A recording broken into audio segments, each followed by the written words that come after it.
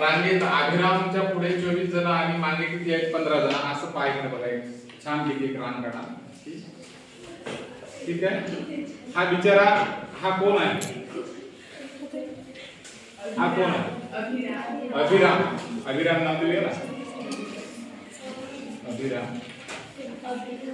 आता अभिरामच्या मागे म्हटल्याच्या नंतर आपण समजा इकडे करूया. तो तिकडे बघायला लागला. तिकडे तोंड करून आहे. इकडे तोंड आहे अभिरामचं. ठीक आहे.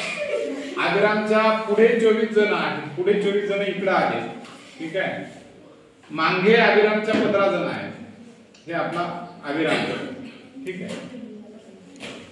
तर 35व्या स्थानी असलेल्या केतकीच्या मागे किती जण आहेत? आता समजा आपण काय केलेलं आहे, हे पुढचा भाग धरला. बरोबर आहे. पुढचा भाग हा धरला, हा मागचा धरला. हा पुढचा भाग हा पुढे आणि हे मागे. तर आपण काय करूया, जरासं उजवा म्हणजे उजवा आणि डावा हात सोडून थोडस मागचा आणि पुढचा शब्द घेऊया.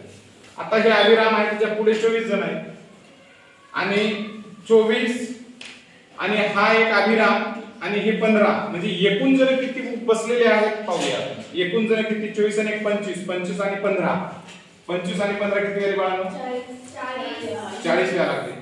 अर्थ कळायला का तुम्हाला की सगळे जण सगळे 24 म्हणजे 40 जण झाले. किती जण झाले सगळे? 40. आता काय म्हणते ते की तर 35व्या स्थानी असलेल्या केतकीच्या मागे किती जण? आता इथून पुढून जर आपण समजा केतकीला असं पुढे याच्या पाठीमागे आपण हे करत जाऊया की 35 इथपर्यंत आले. 35 समजा. ठीक आहे. हे काय झाले? पुढून मागे 35 जण झाले. 35 जण. पण एकूण किती जण आहेत बाळांनो? 40 आहेत. मांगा अजून किती राहिले असतील? 1 2 3 4 आणि हे 5 म्हणजे 40 होण्यासाठी 5 जण अजून पाठीमागे पाहिजे. म्हणजे 5 जण पाठीमागे पाहिजेत. म्हणजे आपलं उत्तर काय आलं? केतकीच्या मागे किती? तर केतकी बिचारी इथे येऊन पडली. केतकी पुढून इथपर्यंत आली. सगळे 40 जण आता पुढून पाठीमागे आले केतकी.